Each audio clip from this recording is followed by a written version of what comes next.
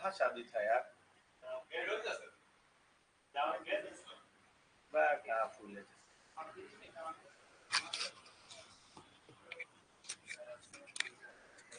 चले शुरू करें। तो पानी है? ठीक ठीक है। अभी सही है ना माइक? हेलो। हाँ ठीक।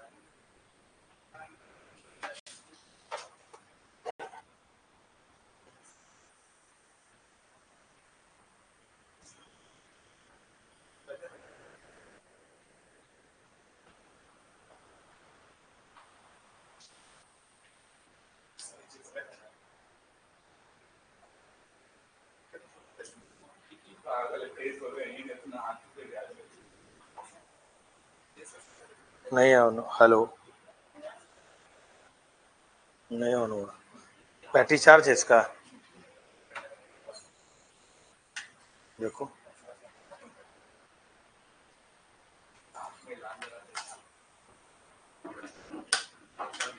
ठीक ठीक। सही है ना? फोकस करो।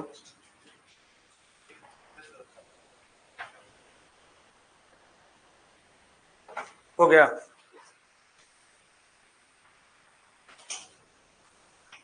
चलो भाई शुरू करते हैं। ट्राईपार्टाइट स्ट्रगल का द्विपक्षीय संघर्ष, हाँ, संघर्ष का पहला भाग हम देखे थे राष्ट्रकूटाओं के बारे में, राइट? अरे सर आप भी आए सर? कैसे सर? ये कैसे हो गया?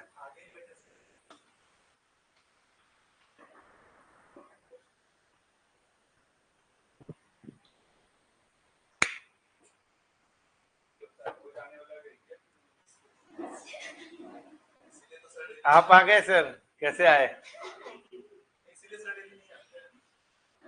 Okay fine. क्या पढ़ाई किया आप लोग घर पे जाके? मटर गश्ती हुआ है हमारा सर, मटर गश्ती हुआ है। क्या किए तो फिर क्या पढ़ाई हुई जरा बताएं।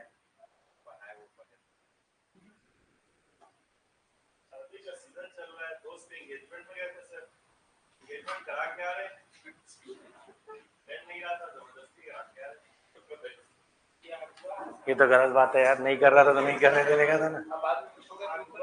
अभी जब बर्बाद होगा तो फिर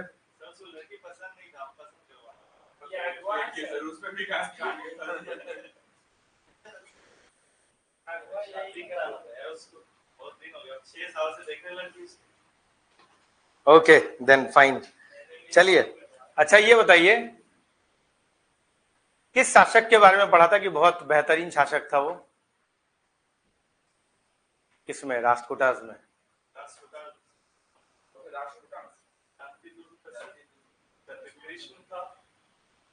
सबसे इंपॉर्टेंट शासक कौन था जो कन्नौज तक जीता था? इनमें चक्रवर्ती कौन था? याद ही नहीं है तुम लोगों को कुछ? क्यों sir? Neither I have seen the class nor I am interested. Satavahana? Rajput में कौन था?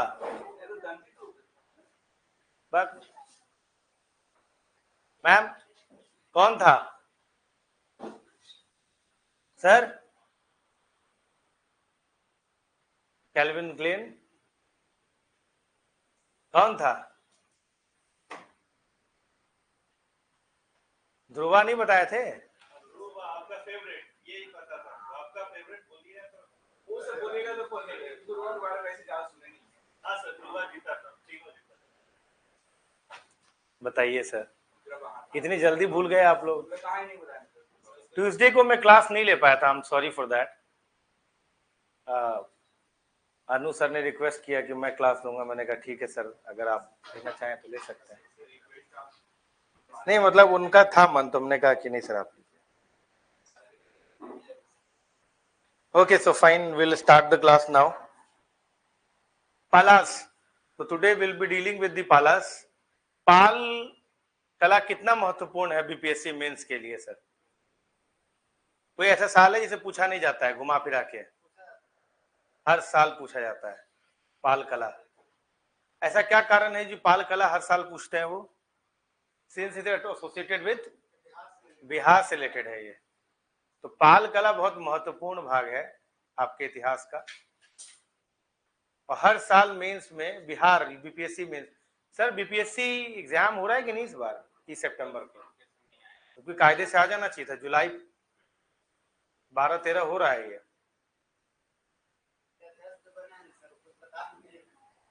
वो तो ट्विटर पे बता दिया करते थे। तो सर मुझे उम्मीद थोड़ी सी अब 30 सितंबर को होने की कम है। रीजन बीइंग कि केवल 2.5 महीने बचे हुए हैं, इनको नोटिफिकेशन देना होगा, कम से कम 25 दिन फॉर्म भराने में लगेगा, सेंटर एलोकेट होगा। फॉर्म भराने के बाद 100 दिन नहीं 100 दिन, 100 दिन उसके बाद 100 दिन इसके कारण नहीं दे सकता, ले भी सकता है। इसीलिए ना कि असिस्टेंट ऑडिट ऑफिसर का पीटी कार्य करना दिया था, कैलेंडर में मेंशन कर दिया था कि नवंबर में एग्जाम लेंगे और रिजल्ट दिया अक्टूबर में और फिर 10 दिन के अंदर वो कर सकते हैं, ऐसा नहीं है, लेकिन अगर करना होगा ना तो उन्हें अभी ही निकालना होगा। अगर उन्हें करना होगा तो, क्योंकि फिर वो अगस्त में जाएंगे तो फिर पॉसिबल नहीं है।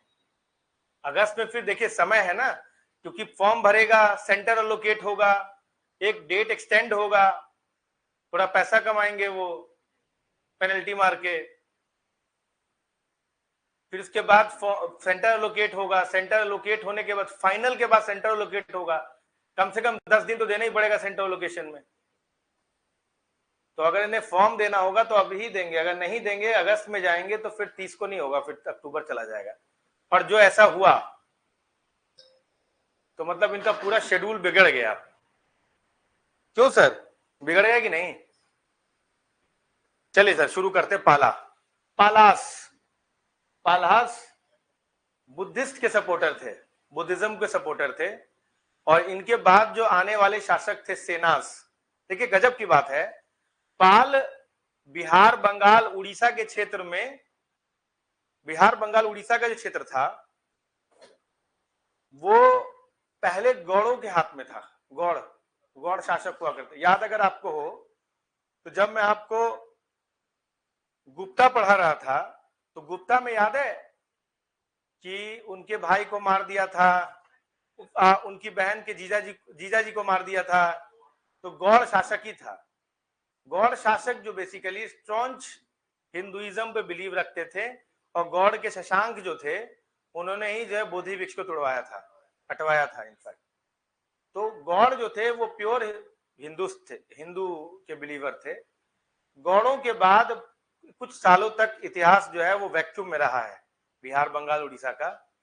उसके बाद जो प्रबल शासक आए हैं सामने वो कौन है? पालास, जो कि बुद्धिस्ट के सपोर्टर थे, बुद्धिज्म के सपोर्टर थे। समझ में आ गया? और उसके बाद सेनाज आए हैं, वो अगेन फिर क्या थे? हिंदू के सपोर्टर हैं। ये बात आपको पता होना चाहिए। समझ में आ गया? इतनी बातें आपको समझ में आनी चाहिए। देखिए मोटा मोटी एक बात को समझ लीजिए, ये जिस जगह पे रूल कर रहे हैं यहां पर ट्रेडर क्लास है, बंगाल का क्षेत्र। देखिए आपको पता है कि अगर आप ट्रेडर्स का कोई धर्म नहीं होता है, उनका क्या धर्म होता है? मुनाफा। Profit is the only religion of a trader. क्यों मैम?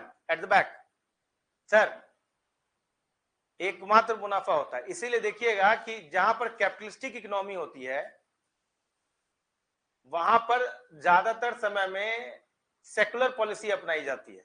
जितने भी कैपिटलिस्ट, आपको मालूम है जितने भी आपके कैपिटलिस्ट कंट्री होते हैं वो ज्यादातर सेकुलर पॉलिसीज के फेवर में होते हैं। ये बात अलग है कि राइट विंगर कैपिटलिस्ट होते हैं और जो धर्म का साथ देते हैं, लेकिन ये इन जनरल रूल यही है कि अगर आपको वहां सरवाइव करना है तो आपको सेकुलर पॉलिसी फॉलो करनी होगी, क्योंकि जो ट्रेडर होंगे वो ज्यादातर जो होंगे वो बुद्धिस्ट भी होंगे, और अगर आप बुद्धिस्ट पॉलिसी के अगेंस्ट होंगे तो ज्यादा दिन टिक नहीं पाएंगे। यही कारण था कि गौड़ बहुत ज्यादा दिन तक शासन नहीं कर पाए, क्योंकि उनकी पॉलिसी जो थी उतनी ज्यादा जो है बुद्धिस्ट सेंट्रिक पॉलिसी नहीं थी, जिससे सारे ट्रेडर खुश नहीं थे। Are you getting my point?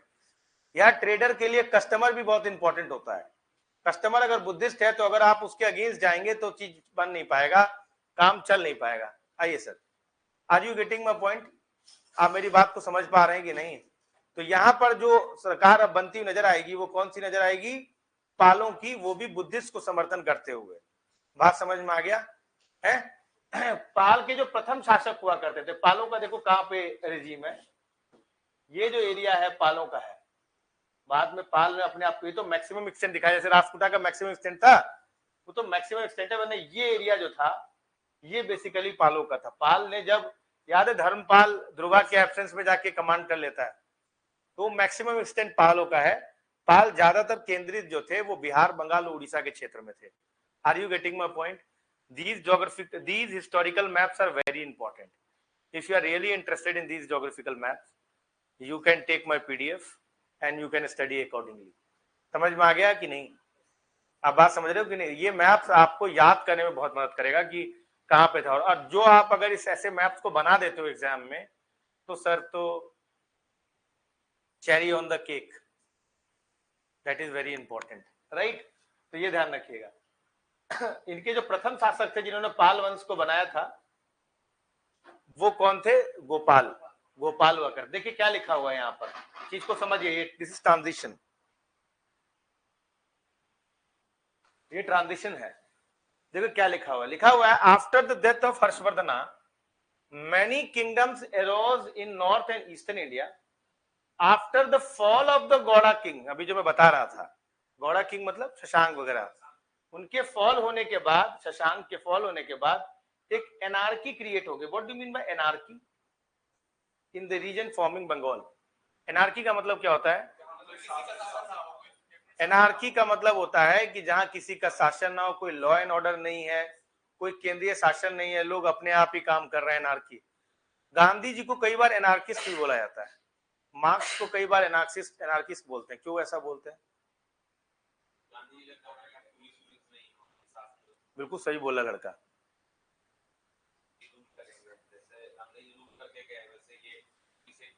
देखिए ये एग्जाम यूपीएससी में पूछा गया है ये बात, इनफैक्ट प्रीलिम्स में शायद पूछा है कि बोथ मार्क्स एंड गांधी और एनार्किस्ट इन नेचर, पर दोनों की एनार्की में अंतर है, दोनों की एनार्की में बहुत अंतर है, ये जान लीजिए। समझ में आ रहा है क्या अंतर है दोनों की एनार्की में? मार्क्स कहता है कि स्टेट खुद एक एक्सप्लॉइटेटरी नेचर का होता है।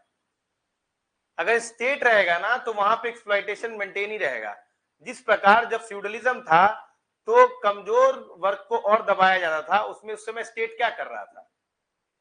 स्टेट उन कैपिटलिस्ट की मदद कर रहा था, ऐसी पॉलिसीज बना के जिससे कैपिटलिस्ट फल सके, फूल सके। समझ में आ रहा? तो कंप्लीट स्टेट को मना करते हैं, कहते हैं आदमी खुद रूल कर लेगा अपने आप को, कम्युनिज्म की बात करते हैं। गांधी जी ऐसी बात नहीं करते। गांधी जी भी कहते हैं कि एक ऐसी समाज की परिकल्पना करी जाए, गांधी जी कहते हैं, जिसमें किसी तरह का कोई रेगुलेशन नहीं हो, सिर्फ सेल्फ रेगुलेशन हो। अगर आदमी को खुद ये पता चल जाए कि मुझे क्या करना चाहिए और क्या नहीं करना चाहिए, समझ में आएगी नहीं, तो किसी स्टेट की जरूरत नहीं है। अगर मुझे ये मालूम है कि मुझे किसी को पीड़ित, किसी को मारना नहीं है, इससे क्या होगा? समाज का बैलेंस बिगड़ जाएगा। सेल्फ कंट्रोल मेंटेन करके रखना है। अगर ऐसा सेल्फ कंट्रोल अगर मैं मेंटेन कर लूं तो स्टेट की क्या जरूरत, पुलिस की क्या जरूरत? स्टेट के राम राज्य जैसा टाइप का परिकल्पना कर रहे हैं, तो दोनों को एनार्किस्ट कहा जाता है।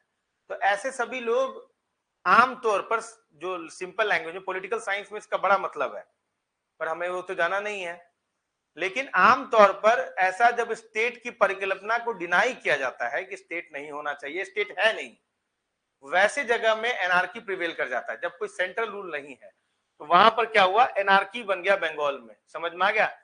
तब पाला किंग आए और उन्होंने पूरे एम्पायर को क्या किया? कंसोलिडेट किया। समझ में आ रहा है? ये बात ध्यान रखिए। अच्छा, पाला सिंह की एक बड़ी गजब की बात थी कि they have also maintained the relationship with the Arab खलीफत, अब्बासिद खलीफत। याद है मैंने आपको बताया, सैफुद्दीन, उसके अलावा दूसरे उमाइद, फिर अब्बासिद, फिर ओटोमन टर्क। ओटोमन तुर्क थे, बाकी ये तीन अब्बासिद, ये सैफुद्दीन, उमाइद और अब्बासिद, ये तीनों के तीनों अरबी थे। ओटोमन जो थे, तुर्क थे, वो बेसिकली तुर्की थे। याद है? तो मैंने तुम्हें ये भी बताया था कि जो पहले तीन खलीफा हैं वो स्पिरिचुअल, रिलीजियस एंड पॉलिटिकल तीनों है।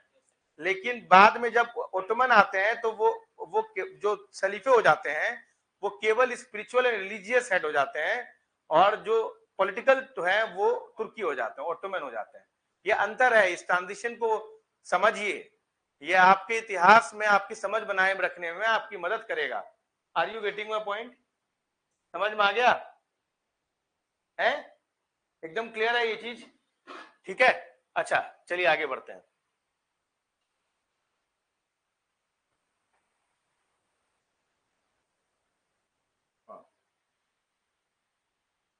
उसके बाद आता है पाला एम्पायर। पाला एम्पायर की करते हैं 750 में। मैंने क्या बताया आपको, 647 में हर्षवर्धन की डेथ हुई। हर्षवर्धन के डेथ होने के बाद डिसइंटीग्रेट हुआ। जैसे घर का एक बड़ा आदमी मर जाता है तो फिर क्या होते हैं सारे के सारे, सर आप रात में सोए नहीं क्या? खूब पार्टी चल रहा है, खूब पार्टी चल रहा है, तुम सो के आई हो। ठीक, अभी समझ में आया? तो गोपाल, अब देख लो 750 एडी में 100 साल क्या है गैप है, ऐसा कुछ पता नहीं है क्या चल रहा है यहाँ पर। धीरे धीरे अंपायर कंसोलिडेट हो रहा है, ट्रेडर क्लास मदद कर रहे हैं कि हमारे मन मतलब का ट्रेडर होना चाहिए, हमारे मन मतलब का वंश होना चाहिए। तो यहां पर क्या हुआ, गोपाल ने 750 एडी में क्या किया, डायनेस्टी क्या किया बाबू, गोपाल। बात समझा कि नहीं? अच्छा, ये एक बात और भी बात थी कि इनको किन्होंने मदद करी थी, जो वहां के चीफ्टेन थे, ट्रेडर क्लास थे, इन्होंने कहा भाई आइए शासन कीजिए। गोपाल आ गए। गोपाल के दिन में ये फाउंडर ऑफ द डायनेस्टी थे, और ये वापयाता एक वैरियर थे, उनके बेटे थे ये। और दूसरी बात है कि इनको लोगों ने चुना था, एक बड़ी इंपॉर्टेंट बात थी। और एक जो बहुत बहुत बहुत इंपॉर्टेंट बात है कि इन्हीं के समय में उदांतपुरी बिहार में है। कहां पे रही उदांतपुरी? भागलपुर में, बिहार शरीफ में है। समझ में आ रहा है? उदांतपुरी जो है, उदांतपुरी महाविहार की रचना करती है। अभी मैं आपको बताऊंगा जब पाला आर्ट्स, उसमें मैं आर्किटेक्चर बताऊंगा, महाविहार बताऊंगा आपको, मैं जो स्कल्पचर्स है वो बताऊंगा, तो you will be able to understand कि क्या है। मेरा ज्यादा एरिया पॉलिटिकल हिस्ट्री में नहीं रहता है, मेरा ज्यादा ध्यान आर्ट एंड कल्चर, उसके इंपैक्ट पे ज्यादा रहता है, ताकि सवाल जो बनते हैं वो आपके उसी से बनते हैं। समझ में आ रहा है? उतना ही तक मैं आपको पॉलिटिकल हिस्ट्री बताता हूं जितने तक आपका जो है बीपीएससी के प्रीलिम्स में सवाल बन जाए। तो आपसे अगर पूछा जाएगा उदांतपुरी, कैसे याद करिएगा उदांतपुरी, क्योंकि आपको धर्मपाल और गोपाल में दिक्कत होगा। उदांतपुरी में ओ है ना, गोपाल में भी ओ है, तो उदांतपुरी जो है वो गोपाल द्वारा बनाया गया। बस इतना याद रखिएगा सर, क्योंकि फिर थोड़ी देर बाद जब मैं पढ़ाऊंगा तो धर्मपाल और गोपाल में कंफ्यूजन होगा कि उदांतपुरी बनाया था या विक्रमशिला बनाया था, कुछ याद नहीं आ रहा है। बात समझेगी नहीं? तो उदांतपुरी महाविहार, महाविहार क्या होता है? It is the monastery, it is the residence place for the Buddhist monk. समझ आए बाबू? तुम आगे आओ, इधर कहीं आओ।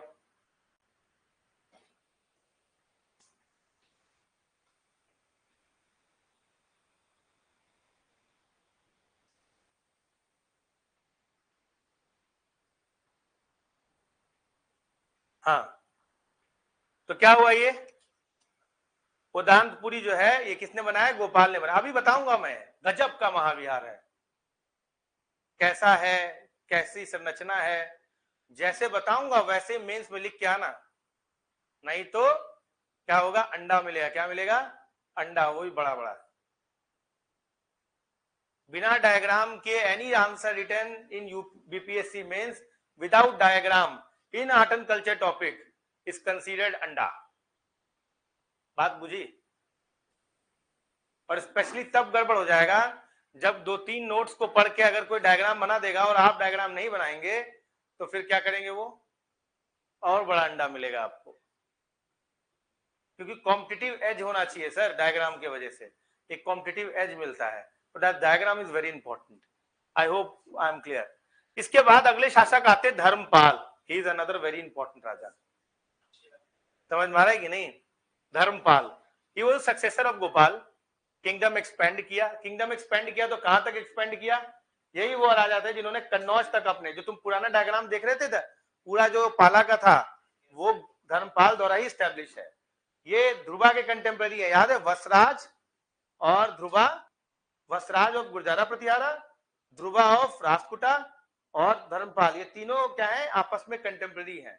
थोड़ा सा समझ लो, इसके बाद will be coming back to that our topic. जब हम लोग उस टॉपिक पर आएंगे तो और इंटरेस्टिंग हो जाएगा। फिर मैं ताकि लिंक कर दूं चीजों को ना, नहीं तो पता चला कि मैं बोलूंगा ऐसा ऐसा है, चौहान भी चाहते थे कि सोलंकियों पर आक्रमण करें, आप बोलोगे सर सोलंकी कौन है, तो दिक्कत हो जाएगी। क्यों सर? तो थोड़ा समझ लीजिए लिंक बनने के लिए ना, बस इतनी पॉलिटिकल हिस्ट्री है, ज्यादा पॉलिटिकल हिस्ट्री नहीं है अपनी। समझ में आया कि वो तो पायस बुद्धिस्ट, पायस बुद्धिस्ट का मतलब क्या होता है? प्योर। पायस मतलब हो जाता है कि भैया हार्ड कोर बुद्धिस्ट, बुद्ध की एक एक बात को मानने वाला। समझ में आ रहा है? तो डेफिनेटली ये भी महाविहारों के लिए कुछ करेंगे। तो 2 महाविहार इन्होंने बनवाया है। एक तो बहुत फेमस है विक्रमशिला, जो कि आपके पटना में है। पटना में है ना? कहां पे मैम? पटना में दीदारगंज। विक्रमशिला इसको कहते थे? विक्रमशिला किसको कहा जाता था? किस क्षेत्र को विक्रमशिला के नाम से जाना जाता था? भागलपुर वाले क्षेत्र को। गए हैं विक्रमशिला? अरे भागलपुर में सब कुछ तो विक्रमशिला के नाम से ही है। विक्रमशिला एक्सप्रेस है, भागलपुर जाएगी। विक्रमशिला वो जो आपका वो जो गैंगेटिक ऑब्जर्वेटरी है, वो भी विक्रमशिला के नाम पर है। पूरा जो रीजन है ना भागलपुर का, वो क्या है? Vikramashila. That is very important. Vikramashila Mahavihara, इसे बाद में यूनिवर्सिटी के नाम भी दे दिया गया। Vikramashila Mahavihara is made by, build by whom? Dharmapala. एक और धर्मपाल ने बनवाया, जो बताएगा आइसक्रीम। नहीं नहीं, उदान अभी तुम लेट आए इसीलिए गड़बड़ा गया। उदानपुरी में वो है, गोपाल ने बनाया। एक और है ना ना ना ना ना, जो बताएगा आइसक्रीम। अच्छा वो है कहां पे जो बनवाया इसने? There are 3 mahaviharas are important in Pala period. पहला तो मैंने उदानपुरी बता दिया। Second I have said about the Vikramashila university और विक्रमशिला। तीसरा महाविहार कौन सा है? कुछ मेहनत करो यार, ऐसे कैसे पता चलेगा? वल्लभी? कहां है वल्लभी? ऑप्शन नहीं देंगे ना? 3 महाविहार बहुत इंपॉर्टेंट है यार। तुमको मैंने 1.5 मिनट का समय दिया और तुम you can use your net.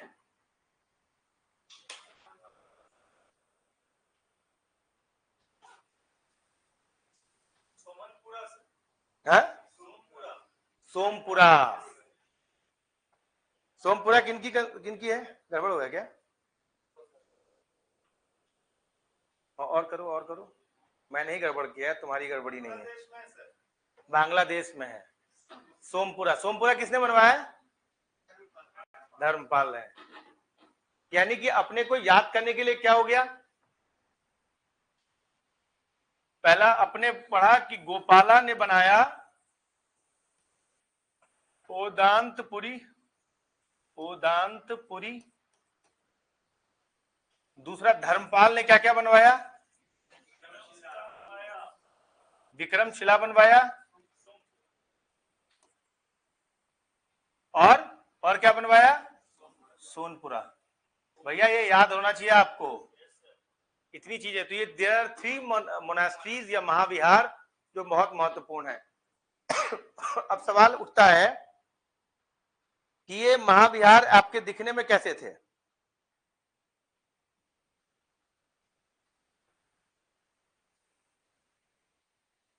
ये महाविहार आपके दिखने में कैसे थे? देखो ये डायग्राम बनाइए।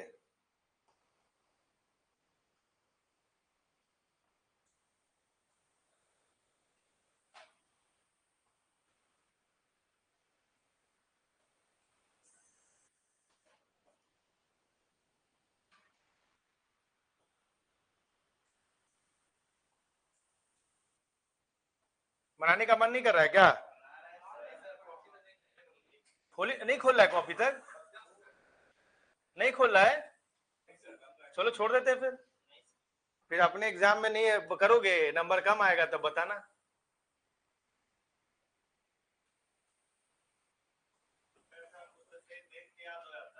कौन बोलता है देख के आ जाता है? अरे भाई इधर शक्ल दिखाइए अपना सर। ऊपर एल्बर्ट आइंस्टीन, नीचे आप ही हैं सर।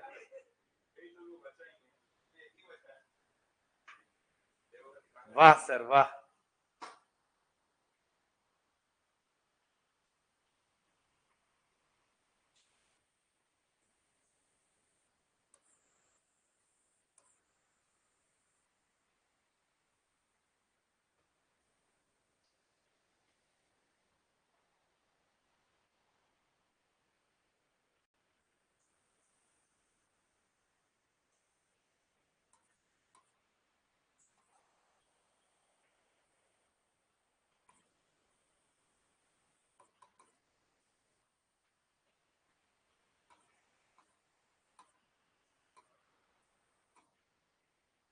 महाविहार की संरचना,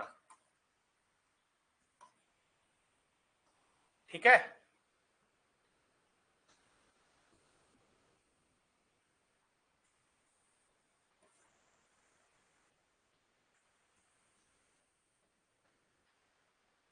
मन था ना जी हिस्ट्री पढ़ने का आज? ब्लड में हिस्ट्री है? अरे वाह, कौन सा ब्लड ग्रुप है भाई? B positive. A B positive, तो तुम लेने वाले आदमी हो यार।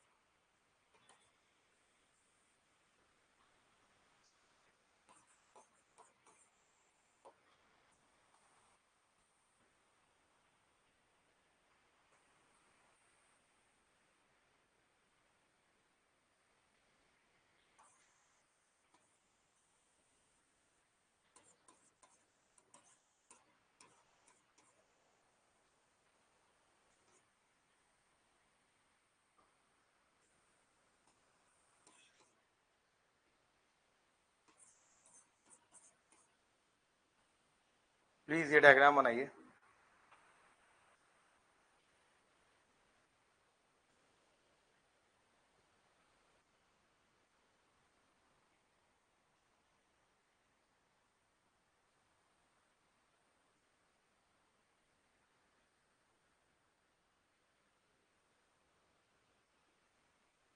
आपको मेंस में ऐसे ही बनाना है, मालूम है ना सर।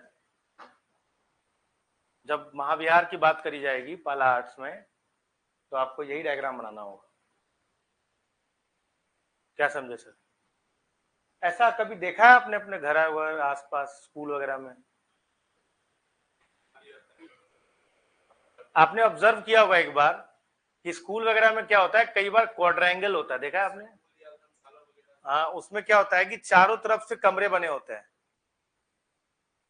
और फिर उसमें जरा सा पोर्च छोड़ा जाता है और वरांडा होता है उसके आगे, और उसके आगे एक आंगन टाइप का बना होता है, खुला आंगन। देखा है सर आपने? कहाँ देखा?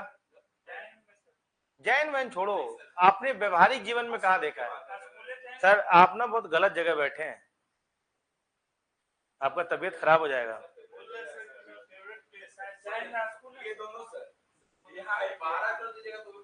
पता है क्यों सर? क्योंकि ना कभी भी एसी का डक्ट का हवा आपके सिर पे नहीं जाना चाहिए। नहीं नहीं सर, बहुत दिक्कत है, आपको पता चलेगा बाद में।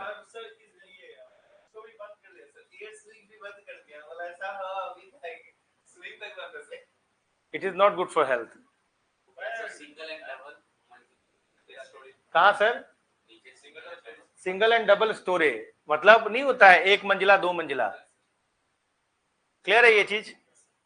आपने देखा है सर, ये ऑब्जर्व किया है ये चीज? एट द बैक सम्राट कुमार, देखा है सर आपने? नाम धीमे धीमे जाने लगे हैं सबका। At the end of the medieval history में जान जाऊंगा सबका नाम, मध्यकालीन भारत तक। सर बिना मध्यकालीन भारत के आप आधुनिक भारत समझ ही नहीं सकते हैं, मैं ये बेट लगा सकता हूं। मध्यकालीन भारत का इतना सिग्निफिकेंस है, अनफॉर्चुनेटली इसका वेटेज कम है। अब धीमे धीमे यूपीएससी देना शुरू किया है, बहुत मतलब इतना ज्यादा इंपॉर्टेंट है। It's a connecting link between ancient history and the modern history, और उसको गायब करना मतलब आपको समझ में नहीं आएगा कुछ भी। कोई पॉलिसी ऐसी क्यों बनी है सर, समझ में आ रहा है? बीजेपी बोला बना है, अरे ये सब तो वो क्यों दे रहे हैं सवाल? बाबर पे भी सवाल दिया, अकबर पे भी दिया, क्या बात करो, इसी बार सवाल आया है। वनडे छोड़ दो ना, हम यूपीएससी को अपना फ्रेम मानते हैं, बीपीएससी को मानते हैं। ये बताइए, अच्छा ये स्ट्रक्चर समझ में आया? देखो ये रूम्स बने हैं, उसके सामने ये जगह नहीं होता है, जैसे पोर्चेस बना देते हैं आगे की तरफ, रूम्स के आगे पोर्चेस देखा है आपने? पोर्चेस जानते हो क्या होता है? हैंगिंग सीलिंग होता है, रूम के आगे आपने देखा वो पोर्चेस बने होते हैं, नहीं देखा है? आगे पिलर्स लगे होते हैं। अरे यार क्या कर रहे हो? अरे सर आपने नहीं देखा ऐसा? ये रूम है, इसके आगे एक हैंगिंग सीलिंग होता है, उसको कई बार आगे से पिलर से सपोर्ट कर देते हैं। ऐसे कई रूम्स बने हैं और कई सारे ऐसे करके पोर्चेस बने हुए हैं, सबको पिलर से दिखाया है। आगे बरामदा है, रूम के बाहर निकलोगे बरामदा में आओगे, बरामदा से थोड़ा सा नीचे उतरोगे तो यहाँ आंगन रहेगा। नहीं देखा ऐसा? ओहो, अरे सरकारी स्कूल गए हो? सरकारी स्कूल के बाहर निकलते हो तो तुमको बरामदा टाइप, ऊपर बरामदा टाइप नहीं रहता, पोर्चेस लगा होता है, उसके आगे आंगन होता है, नहीं गए हो? उस टाइप का मिल जाएगा, जो देखना कि बीच में एक कोर्टयार्ड टाइप का एम्प्टी स्पेस बनाया जाता है। अरे तुम पुराने घर में देखना, ओ बाबू इधर देखो, पुराने घर में देखना एक ऐसे करके आंगन होता है, इनके चारों तरफ रूम होता है, बीच में बरामदा भी होता है, खाली खुला आंगन है, ओपन टू स्काई होता है ये। अच्छा बाहर में एक कोर्टयार्ड होता है, घर के बाहर जहां गाय भैंस बंधी रहती है, वहां पर एक दादाजी बैठे होते हैं खटिया में, सोए रहते हैं, देखा ये चीज? बना हुआ है। अंदर का आंगन और अंदर का बरामदा का मतलब होता है कि जो घर की बहुएं होंगी वो अंदर वाले में रहेंगी, समझ में आ गया? और जो बाहर के जो जेंट्स वगैरह होंगे वो यहां सोएंगे, देखना ज्यादातर लोग यही, अगर मान लो गर्मी का सीजन है सब यही सोते हैं। अच्छा जब बहुत ठंडी बढ़ जाता है तो अंदर में गाय भैंसों को अंदर डाल देते हैं रूम्स में, और फिर वो बरामदे में सो लेते हैं, या फिर कहीं पर कोई रूम खाली कर लिया वहां सो लिया। घरों में भूसा भरा रहता है, ऑब्जर्व किया आपने सर? ये चीज किया है सर आपने? अंदर के बरामदे का क्या मतलब हुआ? कभी आपने ऑब्जर्व किया? क्योंकि घर की बहुएं जो है ना वो बाहर ना जाए, लाइट मिल रहा है, घर की बहू भी जो है अंदर में लाइट वेट का थोड़ा सा आनंद ले। अदरवाइज जो जेंट्स, जो बड़े बुजुर्ग होते हैं, जो जैसे जेठ होते हैं, ससुर हो गए, वो लोग बाहर सोते हैं। ऑब्जर्व करना, थोड़ा सा एक प्रॉपर प्रिवेसी मेंटेन करी जाती है। ऐसे अगर किसी को मिलने भी आना है तो वो बाहर मिलेगा, वो गपशप मारेगा, वो चला जाएगा। वो गाँव में ऐसा नहीं होता, घर में आए चाय पिलाइए, बहुरानी आओ चाय पिला दो।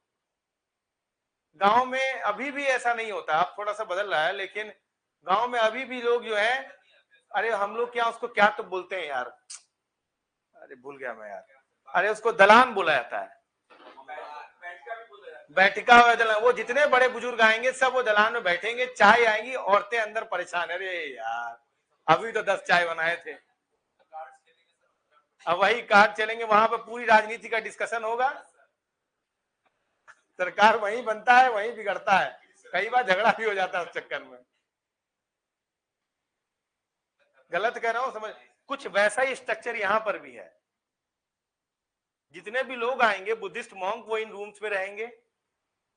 दे विल हैव द बरामदा, they can sit over there, they can meditate, ठीक है। In the meanwhile they can also enjoy the empty space which is open to sky. समझ में आ गया? One can enter from this side, one can also go the second floor through this doorway, staircase, ऊपर चले गए, ऊपर में भी सेम स्ट्रक्चर है। समझ में आ गया? अब now you will be able to envisage the monastery. महाविहार सोच पा रहे हो कि नहीं? इस टाइप का महाविहार है। Now you can make the diagram.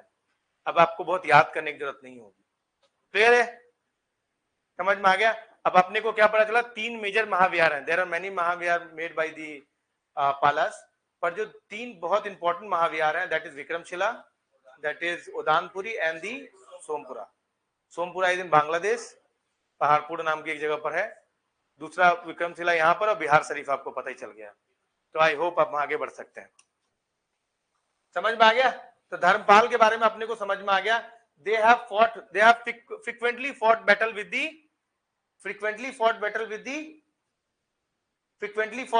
Magadh महिला कॉलेज में है सर, पिंकी कुमारी।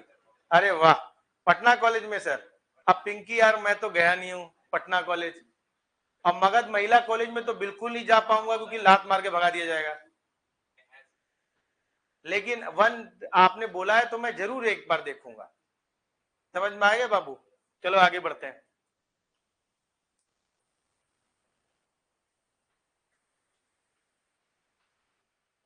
हाँ, अब आते हैं धर्मपाल के बेटे ये सब अब नाच चोलवे वाले सिस्टम में, समझे बात होगी नहीं?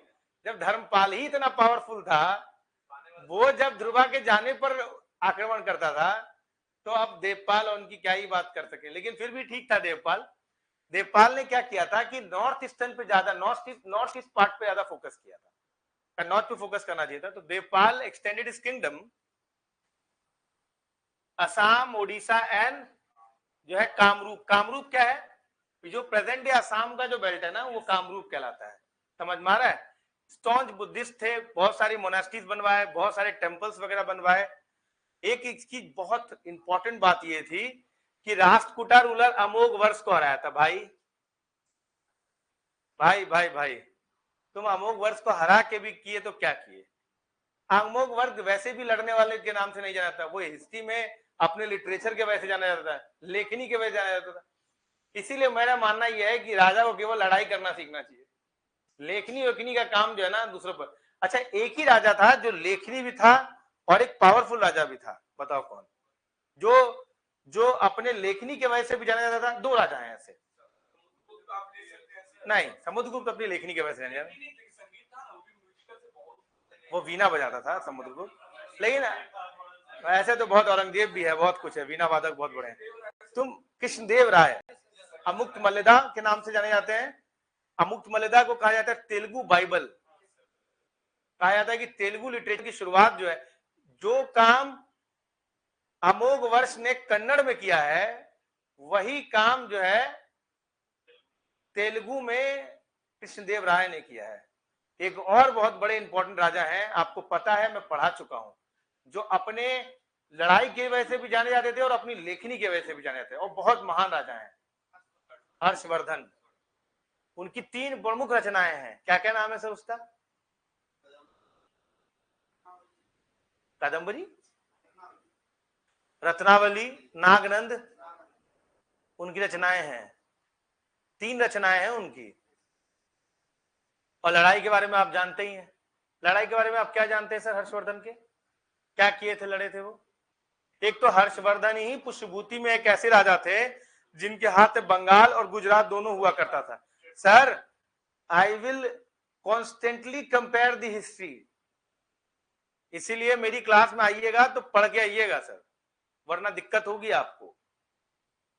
हर्षवर्धन ही पुष्यभूति में एक ऐसे राजा हुआ करते जिनके पास बंगाल और गुजरात दोनों था, और बड़ी बात थी कि जिसके हाथ में दोनों आ जाना। एक बात, Harshvardhan also tried to extend his empire towards south, but unfortunately defeated by Pulakeshin II।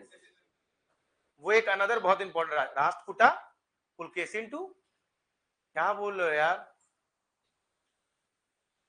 Heart attack आ जाएगा यार। अच्छा अच्छा,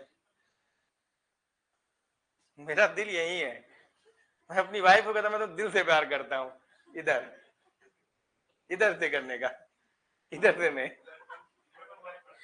तो मेरा दिल राइट साइड में है। क्या बाबू, क्या गड़बड़ कर रहे हो? पुलकेशिन II कौन से शासक थे? गलत बात सर, कहा किसके शासक? चालुक्य के थे, बादामी चालुक्य के थे। गड़बड़। अच्छा, इन्होंने एक और राजा को हराया था, महेंद्र वर्मन I, किसके शासक थे वो?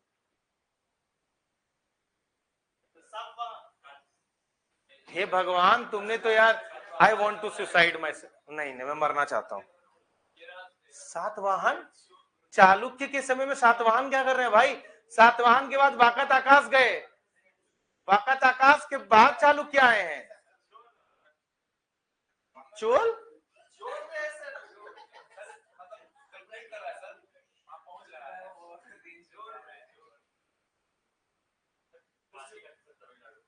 तमिलनाडु? पल्लव। कैसे इतने मेजर बैटल को हार आप कर सकते हो?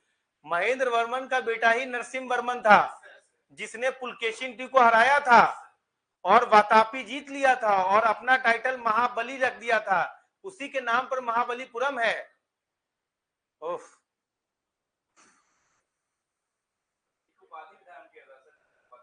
हाँ, वातापी कोंडा, महाबली। क्या सर आप हंसिए, कोई सर इधर। महेंद्र वर्मन क्या बनवाए थे, नरसिंह वर्मन क्या बनवाए थे स्ट्रक्चर?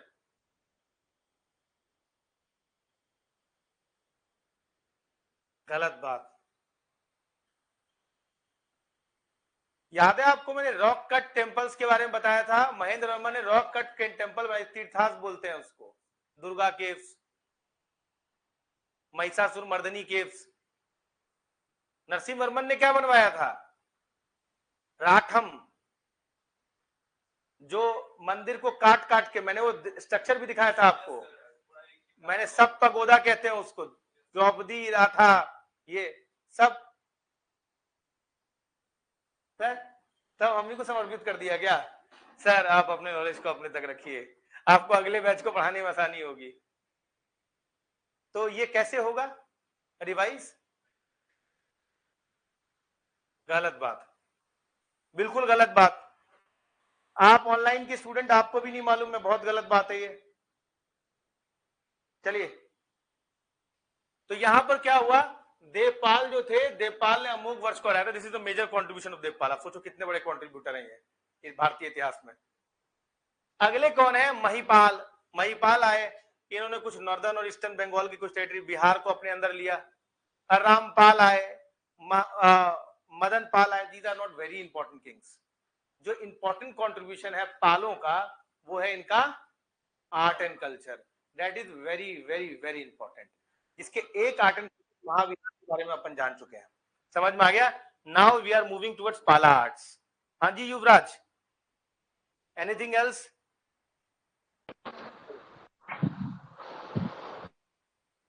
चलो आगे बढ़ते हैं। चलिए जरा इनके आर्ट एंड कल्चर के बारे में देख लें।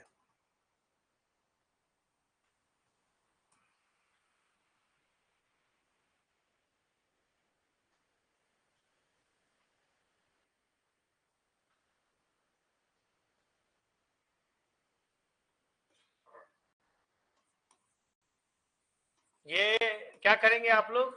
लिखेंगे नहीं, बिल्कुल देखेंगे। हम तो एल्बर्ट आइंस्टीन है, हमको तो सब कुछ मिल जाएगा, ऐसा होगा क्या? क्या करेंगे? लिखेंगे। समझ में आ गया?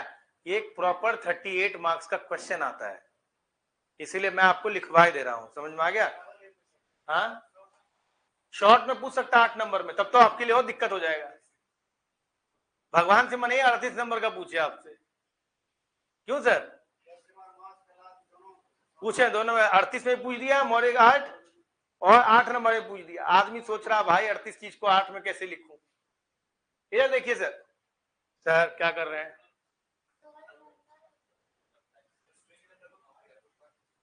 क्या हुआ? आप लोग ऐसे ही डिसाइड कर लो पहले। आपको ठंडा लग रहा है, आप एसी बंद नहीं कर पाएंगे।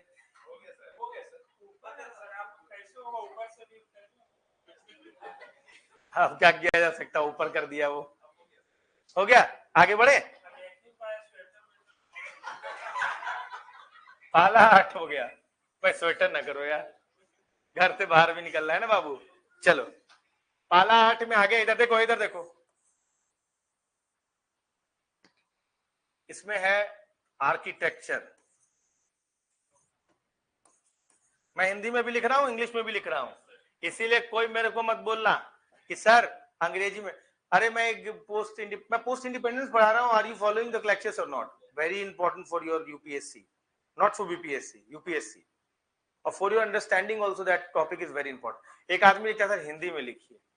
अरे मैं हिंदी बोल रहा हूं ना यार, लिखना भाई है। चलो इधर आओ।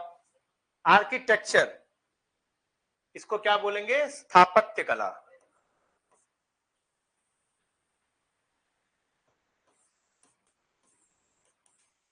जैसे बोल रहे हैं वैसा ही एग्जाम में लिखना है आपको, कोई डिब्रीजगिरी मत करना। यहां पर 38 नंबर का सवाल आता है, 38 मार्कर्स क्वेश्चन है पाला आर्ट्स। देखिए मौर्य और पाला ये इंटरचेंजेबली पूछते हैं। ये कभी आपसे मौर्य पूछेंगे, जैसे पिछली बार मौर्य पूछ दिया, तो इस बार अब इनका पाला आर्ट तय है। और तय है, पूछेंगे ही पूछेंगे। लिखवा लो, कहो शर्त लगा दें हम 38 या 8। हो सकता है दोनों में पूछ लें, जैसे मौर्य दोनों में पूछ लिया तो 38 नंबर में आपको पूछ देंगे और 8 दोनों में पूछ देंगे। मतलब इसका इंपॉर्टेंस समझ सकते हो। 300 नंबर के पेपर में 50 नंबर ज्यादा यही आता है। और उस समय लोग पागल पागल घूमते रहते हैं कि यार मेरे को नोट्स मिल जाए, है सर, घूमते हैं नोट्स बनाने की सोच में रहते, तब तक आधा टाइम निकल जाता है। इसलिए अभी बना लीजिए। समझ में आ गया? स्थापत्य कला या आर्किटेक्चर, इसमें तुम्हारा पहला क्या है? बुद्ध मोनास्ट्री यानी कि बुद्ध महाविहार।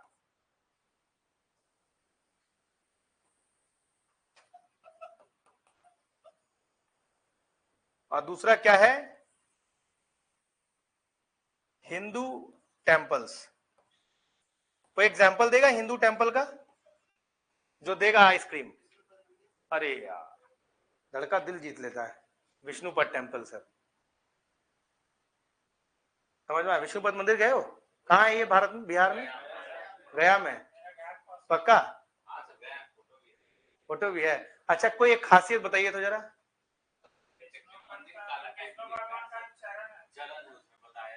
नहीं तो वो तो विष्णु पद से ही समझ में आता कि विष्णु का पद है। गयासुर जो थे उनके पद। कुछ और खासियत सर? आपका काला वाला part is important, granite basalt का बना हुआ है, बहुत बढ़िया दिखता है। हाँ तो वही बसाल्टिक पत्थर है ना, तो काला होता है वो, इंपॉर्टेंट। अहिल्या बाई ने उसको वो करवाया था, रिनोवेट करवाया था, है वैसे पाला टाइम का। ठीक है, लिखिए, करते जाइए। इसको मैं हिंदी में भी लिख दूं, बुद्ध महाविहार, बौद्ध महाविहार। और इसका क्या बोलेंगे? हिंदू प्रभाव मंदिर, है ना सर? हिंदू प्रभाव मंदिर।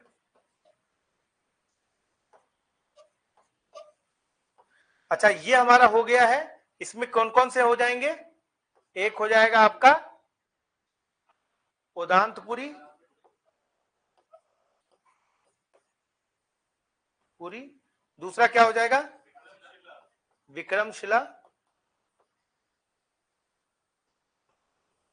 और तीसरा सोनपुरा।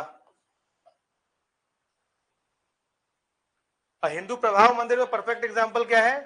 विष्णुपद। सोनपुरा, SONA, सोमपुरा, सोनपुरा, बहुत सारे नाम दिए जाते हैं। विष्णुपद मंदिर। क्लियर है ये चीज? ये लिख लो। कौन सा? धर्मपाल, देवपाल, बहुत का कंट्रीब्यूशन है इसमें।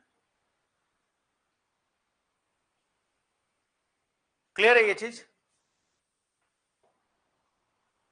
आगे बढ़े, आगे बढ़े। तो ये हमने डिस्कस कर लिया था। इस पर कोड डायग्राम बना देना, बता देना बरांडा ऐसे ऐसे, स्टेयर केस है 2 मंजिला ऐसे करके बना दोगे। ये हो गया। विष्णुपद मंदिर जो है ये नागर शैली में है। नागर शैली जानते हो कौन सा होता है? क्या होता है नागर शैली? मैं तुम्हें बताया हूं नागर शैली के बारे में। नॉर्दर्न इंडिया में क्या खासियत है नागर शैली के मंदिरों की? ओह, बताइए। किस शेप में? पिरामिड शेप में, ट्रायंगुलर शेप में होता है। क्या बोलते हो ट्रायंगुलर शेप वाली चीज को? एक आपको याद होगा, ऐसे करके एक आर्किटेक्चर होता है, ऐसे, इसके ऊपर ऐसे बना होता है, और इसके ऊपर ऐसे होता है, ये होता है, ये होता है, ये होता है। इसको गर्भगृह बोलते हैं, गर्भगृह। इसको बोलते हैं शिखर, इसको बोलते हैं अमालक, इसको बोलते हैं कलश। बनाइए ये डायग्राम, मंदिर के नीचे बनाइए। इसी शैली में बना हुआ है ये। हाँ, देखे नहीं आप? शिखर देखे थे कि नहीं? ऊपर अमालक देखे थे? ओह, ध्यान देना था ना। कलश देखे थे ऊपर, उसके ऊपर झंडा लगा हुआ था। तो फिर गर्भगृह क्या होता है? What do you mean by गर्भगृह? जहां पर मेन आइडल, डीटी का आइडल होता है, उसको गर्भगृह बोलते हैं। उसके आगे क्या होता है? गर्भगृह क्या? उसको बोलते हैं मंडप, जहां पे आंटी लोग बैठ के चिट चैट करती हैं, बैठी रहती है ना पूजा पाठ करने वाले लोग। यहीं पर वो टाइम पास वाले कपल आकर जो है अपने जीवन के बारे में आगे सोच रहे होते हैं। हवन हवन भी होता है। हाँ, कपल भी आके अपना टाइम, क्वालिटी टाइम स्पेंड करते हैं। मंदिर के बारे में कोई बात नहीं होती वहां पर। आंटी लोग, हमारे घर में ऐसा हुआ, कुछ ऋषि मुनि भी आकर वहां पे तपस्या कर रहे होते हैं, बैठ के मेडिटेशन कर रहे होते हैं। This is mandapas. उर्वशी लोग, ओहो, आ गया। चलो, हुआ नहीं हुआ? निकाल, मंदिर के अंदर बना दिया विष्णुपद। हाँ, बनाइए, आगे बढ़िए। अगला है आपके सामने, वो है स्कल्पचर। स्कल्पचर, इसको हिंदी में क्या बोलते हैं? मूर्तिकला।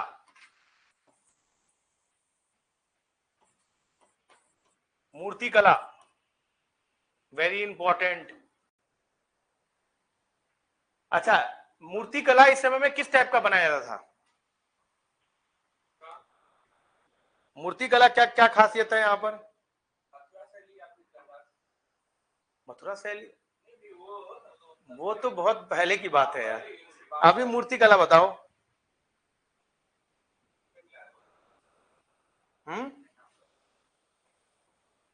कहीं पर देखा है बिहार में?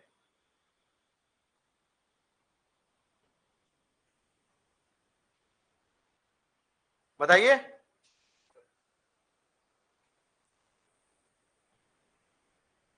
बताइए। मूर्ति कला यहां पर दो टाइप का था, एक ब्रॉन्ज का था, कांस्य जिसको बोलते हैं, और दूसरा यहां पर स्टोन का था, जिसको पत्थर बोलते हैं।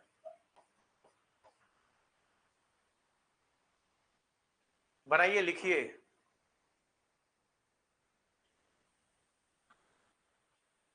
अच्छा, मूर्ति कला में इस समय में कोई एक्सपर्ट था जो मूर्ति कला के लिए बहुत जाना जाता था? मूर्ति कला के में कोई ऐसा था जो मूर्ति कला के लिए बहुत जाना जाता था? दो लोग याद रखिएगा। एक आदमी नाम याद रखिएगा, जिनका नाम था धीमन और विठपाल। समझ में आ गया? कौन थे? विठपाल। विठपाल के बेटे थे धीमन। समझ में आ रहा? They are the good sculpture. भाई ये नाम लिखा जाएगा पेपर में।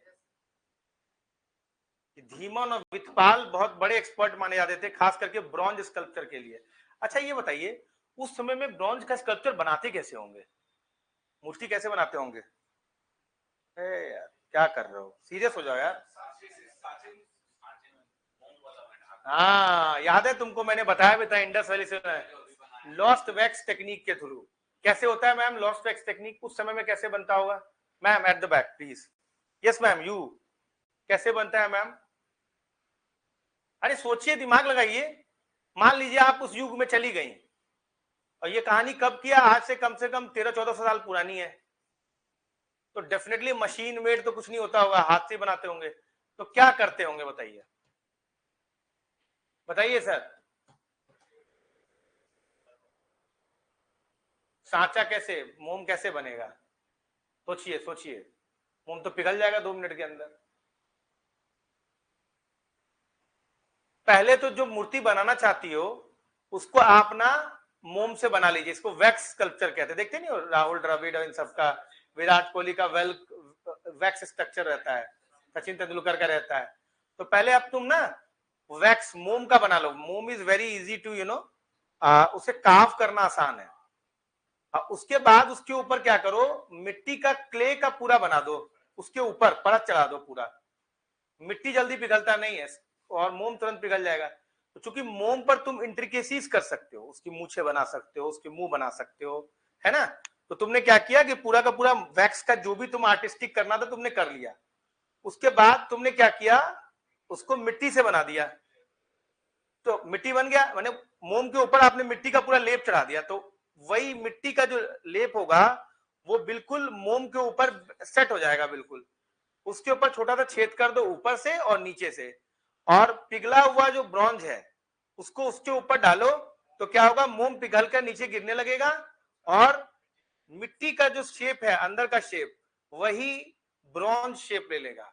तो आपको जो इमेज नजर आएगा वो वही इमेज नजर आएगा जो वैक्स का इमेज था। नहीं समझा?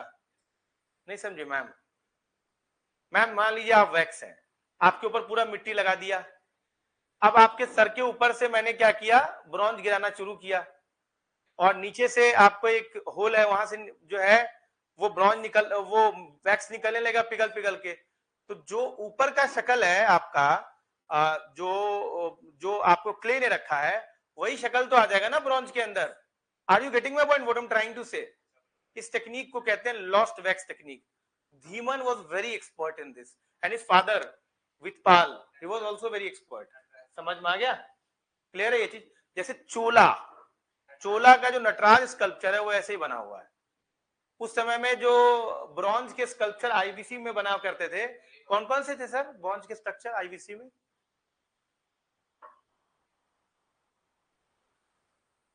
This is where I got disappointed. बताए तो बेटा हम सब कुछ है तुमको। सर गलती है कि नहीं? यहां पे मेरी गलती आप बताइए, क्या मैंने बताया था या नहीं बताया था, इतना बता दीजिए मुझे बस। कौन सा? पशुपति तो नहीं था सर, वो पत्थर का था, गलत बात। डांसिंग गर्ल, कम से कम कोई तो पढ़ रहा है। Bronze sculpture of dancing girl जो था वो उसका स्ट्रक्चर था, एक कुत्ते का इमेज बनाया गया था, एक बुल का बनाया गया था, ऑक्स का। डांसिंग गर्ल तो इतना फेमस है, मोहनजोदड़ो में मिला था। गलत बात, गलत बात नहीं है। अभी मैंने क्या बोला, आईबीसी बोला ना। इसको खाना खिलाओ, इसको चॉकलेट खिलाओ, नींद में है ये। हाँ भाई, आईबीसी कुछ अलग बात बोल दिया गया। आईबीसी नहीं समझ में आता है क्या? IBC is a very famous term, Indus Valley civilisation. IBC पहली बार शब्द इस्तेमाल किया हो क्या?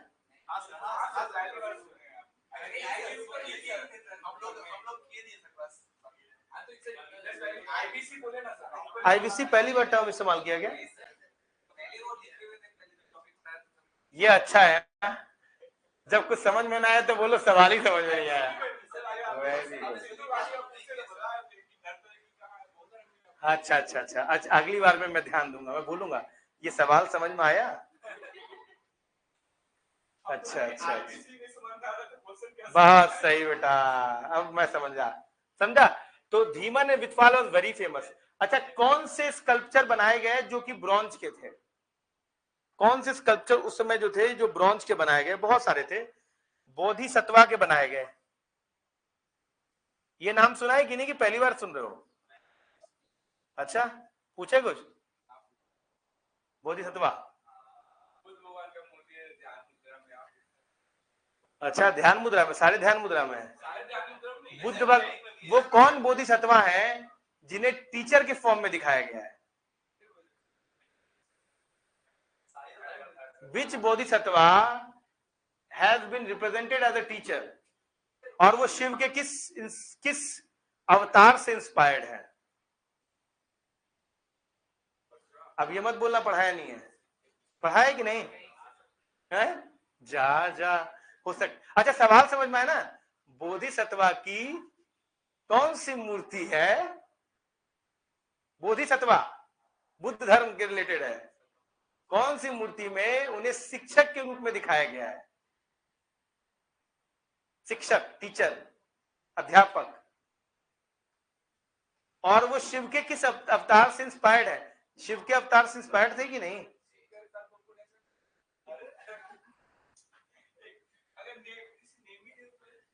और मुझे पक्का ये पता है कि बुद्धिज्म में तो तुम थे। मर्ज से स्टार्ट हुए। अच्छा चलिए, आप और दोनों नहीं थे ना? आप तो थे सर, आप भी थे, शुरू से थे आप लोग। आप सम्राट, मिस्टर सम्राट सर, शिव के किस अवतार से? आप भी थे sir, you are also there in class.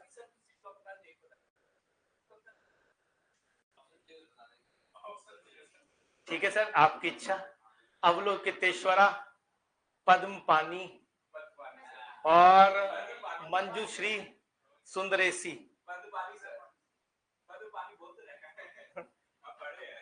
बेटा, हम भी तुम्हारे शिक्षक हैं, समझे? हैं?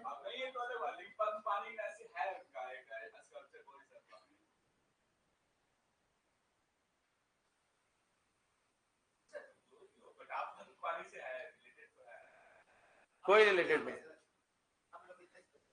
अवलोकितेश्वर नहीं, अवलोकितेश्वर महादेव से इंस्पायर्ड थे। पद्म पानी सुंदरेसी से इंस्पायर्ड थे। मंजूश्री इसका उत्तर था। और आपको बता दूं मैं कि वो शिव के दक्षिणेश्वर से इंस्पायर्ड थे, है ना सर? सब। अच्छा बताइए तो, पद्म सा पानी के एक हाथ में क्या था, दूसरे हाथ में क्या था? बात, पद्म पानी नहीं, मंजूश्री। दक्षिणेश्वर के एक हाथ में क्या था? बिल्कुल सही बोला तुमने। दक्षिणेश्वर के एक हाथ में वेद था, दूसरे हाथ में तलवार था। अज्ञानता को काटना था और वेद की शिक्षा को देना था। सिमिलरली उनके जो मंजूश्री के जो उनका अवतार है उसमें एक हाथ में तलवार है और दूसरे हाथ में परामिता है। परामिता कितने थे? बहुत गलत बात है। बस कौन सा परामिता, कौन सा लिटरेचर है? महायानी लिटरेचर है, हिनायनी लिटरेचर है? पक्का? कितने परामितास हैं? What is the meaning of paramitas? It was asked in 2019 sir, UPSC. Paramita का मतलब होता है perfection, perfect wisdom. Mahayani literature था परामिता। 6, किसी किसी जगह पे 6 लिखा हुआ है, किसी किसी पे 10 परामितास लिखा हुआ है। तो मंजूश्री के एक हाथ में 6 परामितास हैं और एक हाथ में तलवार है। महायानी लिटरेचर है ये। बहुत गलत बात। चलिए मानते हैं पीछे वाले कुछ बच्चे हैं जिन्होंने क्लास नहीं करी है, लेकिन जिन्होंने क्लास करी है सर, इसका मतलब आप बिल्कुल ही नहीं पढ़ते हैं घर पे। सही से बताइए, आखिरी टाइम कब पढ़ा था आपने? आप लोग का टेस्ट है, इनका कब टेस्ट लेना है तुम बताओ जरा यार। मैं सवाल बनाऊंगा, कब टेस्ट लेना है इनका बताओ। कब टेस्ट होगा आपका ये बताइए। मंडे को टेस्ट ले लें? नहीं, क्लास होगी मंडे को। पहले मैं क्लास लूंगा, ये लोग भाग जाएगा। मंडे को मेडिवल हिस्ट्री का क्लास है, उसके बाद एक बिहार स्पेशल की क्लास होगी, दीवान सर आएंगे वो लेंगे आपकी क्लास। उसके बाद नहीं, मंडे को मत रखो, मंडे को एक काम और भी है, ट्यूसडे को रखो। मैं बीच में ले लूंगा सर। मैं ट्यूसडे वेडनेसडे किसी दिन जो मेरी क्लास होगी उसके बाद होगी। अभी मंडे ट्यूसडे नहीं डिफाइन कर सकते, लेकिन मंडे के बाद वीक में किसी भी दिन आपकी क्लास टेस्ट हो सकता है। ध्यान रखना, क्लास के बाद होगा इनका टेस्ट, क्लास के दिन नहीं होगा। क्लास पहले होगा, उसके बाद इनका टेस्ट होगा। एंशिएंट का पूरा टेस्ट होगा, मेडिवल का नहीं। मेडिवल जब पूरा खत्म होगा then will be taking the medievals test. Clear है ये चीज? बहुत ज्यादा भूल गए हो आप लोग। फिर कैसे आप एंटरटेन करोगे टॉपिक को सर, जब आपको पता ही नहीं होगा कि बोधिसत्व क्या है, कैसे क्या है। नहीं, गलत है। हाँ, आप एंशिएंट पढ़े हैं ना? कैसे पढ़ेंगे आप एंशिएंट? आप क्लासेस है वहां पर, आप उसमें है, आपके पास ऐप है, आप एंशिएंट देखिए। कम से कम बुद्धिज्म तो देख ही लीजिए, वैसा बुद्धिज्म आपको मिलेगा नहीं। क्लियर है? वो चीजें देख लीजिए आप। यहां पर क्या है, बोधिसत्व का है। क्लियर है ये चीज? मैम बोधिसत्व समझ में आया? बोधिसत्व कौन थे? महायानियों के आने के बाद इन बुद्ध भगवान को भगवान का रूप देना जाने लगा, तो उनके कई जन्म दिखाए गए हैं। तो बोधिसत्व वो है जो गुच्छों में लोगों को निर्वाण की प्राप्ति कराते हैं। समझ में आ गया? यही महायान है। Mahayana, greater wheel. Greater wheel क्यों बोलते हैं महायानी इसको? लेसर व्हील क्यों बोला जाता है हिनायनी इसको? लेसर व्हील इसलिए बोला जाता है क्योंकि हिनायनी केवल एक बार में अपने अंदर के चीज को पहचानेंगे और एक बार में एक ही आदमी को निर्वाण मिलेगा। महायान में ऐसा नहीं है। महायान में आपको कुछ नहीं करना है, बोधिसत्व सब कुछ कर रहे हैं। आप पैसा वैसा दे दीजिए, आपके बदले महायान कर देंगे सब कुछ। समझ में आ गया? इसीलिए चूंकि एक बार में बहुत सारे लोगों को निर्वाण मिलता है, इसीलिए इसका नाम ग्रेटर व्हील रखा गया। Sir you were there in the Buddhist class ना? हाँ, तो आप क्यों नहीं बोल रहे सर? अगर रूहे जमी अस्तो, अरबी में कहते हैं, समझ में आ रहा है फिरोज? अगर रूहे जमी अस्तो अमी अस्तो अमी अस्तो अमी अस्तो, बस यही बात है। समझ में आ गया कि नहीं? समझ में आ गया? बोधिसत्व समझ में आया? बोधिसत्व का इमेज है। इसके अलावा हिंदू धर्म का भी इसमें दिखाई देता है, जैसे विष्णु का इमेज दिखता है, जैसे आपको बलराम का दिखता है, हलदर। बलराम को हलदर भी बोलते थे ना? Why? They used to carry hal with him. समझ में आ गया? हलदर दिखाई देता है। इसके अलावा आपको पत्थर का इमेज कहां कहां दिखता है? पत्थर का कैसे क्या दिखता है? कई सारी जगह पे, जैसे मुंगेर हो गया बिहार का, संथल परगना हो गया, यहाँ पे बहुत पत्थर है ना, तो वहां पर ये चीज आपको दिखाई देता है। समझ में आ गया? मूर्तियां बुद्ध और हिंदू धर्म दोनों की पत्थरों में दिखाई देती है। समझ में आ गया? क्लियर है ये चीज? क्लियर है ये चीज? क्लियर है? लिख लीजिए। अच्छा, ब्रॉन्ज इमेज कहां दिखाई देता? सुल्तानगंज में। सुल्तानगंज का जो ब्रॉन्ज इमेज है वो वेरी फेमस। क्या लिखेंगे आप? सुल्तानगंज।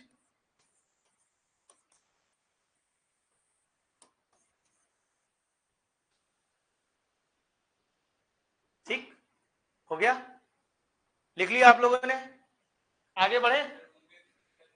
मुंगेर और संथल, संथाल जिसको बोलते हैं आप, मुंगेर,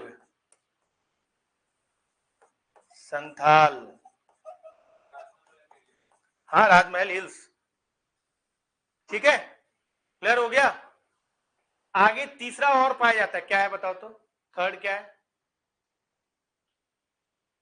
चित्रकला, पेंटिंग। क्या है थर्ड? पेंटिंग। एक सवाल पूछा गया इस बार, देखिए कितने बकलूली गिरी का लिमिट है। बोला गया, सुनिए, 69 बीपीएससी के मेंस में एक सवाल पूछा गया कि पूर्वी भारत के जो गुहा है उनमें चित्रकला क्या पाई जाती है? ये सवाल था। बच्चों ने बराबर केव से पेंटिंग बना दिया है। वो सवाल पाला आर्ट से था। समझ में आ गया कि नहीं? हाँ, थोड़ा बहुत पार्ट लिखा जा सकता था, बहुत कम है पेंटिंग। 8 नंबर में शॉर्ट नोट था, लेकिन बहुत कम पेंटिंग है। पेंटिंग इनफैक्ट ना के बराबर, आप जाइए वहां पे। वो सवाल थोड़ा बहुत पाला आर्ट से था, बहुत डिफिकल्ट सवाल था वो, है ना सर? आपको किताबों में नहीं मिलेगा वो, आप उस जगह पे विजिट करेंगे तो अगर आपने देखा होगा तो you will be able to answer, otherwise answer नहीं कर सकते थे उसको। समझ में आ गया?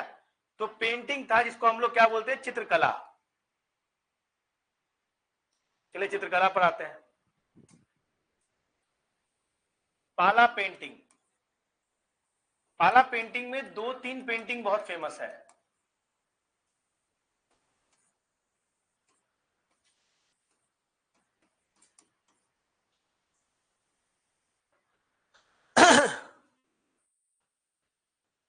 समझ में आ गया? एक है आपका, एक है अष्ट सहस्त्रिका, अष्ट सहस्त्रिका, प्रज्ञ परामिता। ये क्या है? ये क्या है प्रज्ञ परामिता? ये कौन सा आर्ट है? कौन सा ये लिटरेचर है आपका? महायानी लिटरेचर है। तो अष्ट सहस्त्रिका प्रज्ञ परामिता, मैं नाम हिंदी में भी लिख देता हूं।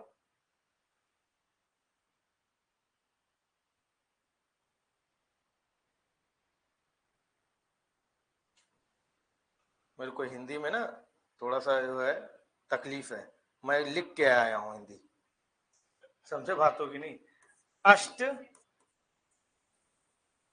अष्ट सहस्त्रिका, सहस्त्रिका, सहस्त्रिका। मेरा हिंदी थोड़ा तफलीक वाला है तो मैं बहुत सोच समझ के हिंदी लिखता हूं। प्रज्ञ परामिता, प्रज्ञा परामिता। पहले ये नाम लिखो, इतना बड़ा नाम लिखो।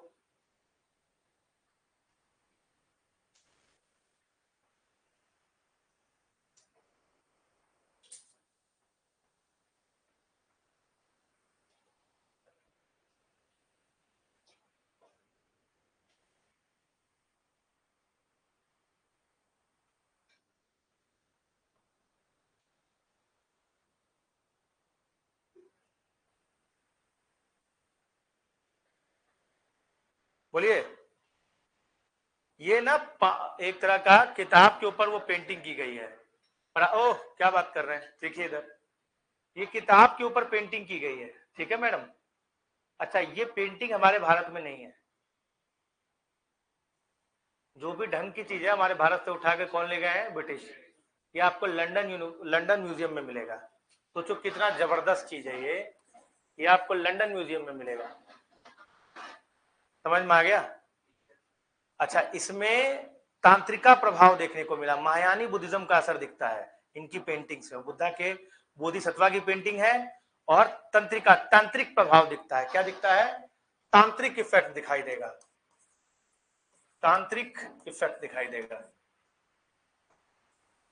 तो बस ये नाम लिख देंगे ना तो आपका काम हो जाएगा कि it is presently under the London museum, और तांत्रिक प्रभाव दिखता है इसमें। एक और है जो बहुत इंपॉर्टेंट है, वो भी पांडुलिपि है, मैन्यूस्क्रिप्ट कहते हैं इसको इंग्लिश में, पांडुलिपि बोला जाता है। वो है आपका पंचरक्ष। नाम सुने? पंचरक्ष, इसको हिंदी में ऐसे लिखेंगे, पंचरक्ष। समझ में आ गया? इसमें क्या है? ऐसे देखो, इधर ऐसे लिख बनाइएगा आप। इसमें पेंटिंग होगी और इसमें बातें लिखी हुई होंगी। समझा? बात समझे? ये कहां अवेलेबल है? लंदन म्यूजियम में। ये भी लंदन म्यूजियम में है, पंचरक्ष। हाँ, नहीं नहीं, बुद्ध के घटनाओं पर है पंचरक्ष। आगे बढ़े। एक है म्यूरल पेंटिंग। म्यूरल पेंटिंग किसको कहते हैं? मिनिएचर पेंटिंग को म्यूरल पेंटिंग बोलते हैं। ओ बाबू, इधर मुंह दिखाओ। मिनिएचर पेंटिंग और म्यूरल पेंटिंग में क्या अंतर है? क्या बहुत अंतर है, वही जानना चाहता हूं मैं। मिनिएचर पेंटिंग और म्यूरल पेंटिंग क्या है? मुगलों की पेंटिंग मिनिएचर पेंटिंग थी या म्यूरल पेंटिंग थी?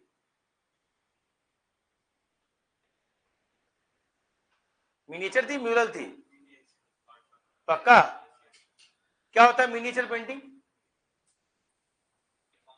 छोटे फॉर्म में दिखाते, क्योंकि नाम शब्द के सामने मिनिएचर है। ये बहुत लोगों को ये गलत है। जब किसी पेंटिंग का स्ट्रक्चर 1/6 कर दिया जाए, छोटा नहीं, छोटे से कोई मतलब नहीं है, साइज से, उसके ओरिजिनल साइज से 1/6 कर दिया जाए तो वो मिनिएचर पेंटिंग का मतलब हो जाता है। नॉर्मली 1/6 साइज पर ही किया जाता है। It has peculiar design. Mughal में जो है ये अपने पिनेंस पे पहुंचा, पिनाकल। मुगलों में भी सबसे ज्यादा इसको आगे बढ़ाने वाले कौन थे? Jahangir. Portrait and miniature painting, Akbar ने भी इसको बहुत बहुत बहुत इंपॉर्टेंस दिया। बाद में औरंगजेब, पैसा था नहीं, निकलो यहां से। समझे बात होगी नहीं? पोर्ट्रेट पेंटिंग जहांगीर के टाइम में था, मिनिएचर पेंटिंग का सबसे ज्यादा आगे बढ़ाने वाले अकबर थे। अकबर के कोर्ट में भी बहुत सारे ऐसे लोग थे जो कि पेंटिंग करते थे। उनमें सबसे इंपॉर्टेंट था मसूर, अगर आपने नाम सुना होगा, रैफल ऑफ द ईस्ट कहा जाता है मसूर को। ठीक है, जब हम पढ़ेंगे मुगल के art and architecture, then will be discussing. यही कारण था कि जब औरंगजेब ने अपने कोर्ट से पेंटर्स को भगाया, उसी के बाद पेंटर जहां तहां गए और रीजनल पेंटिंग की शुरुआत हुई।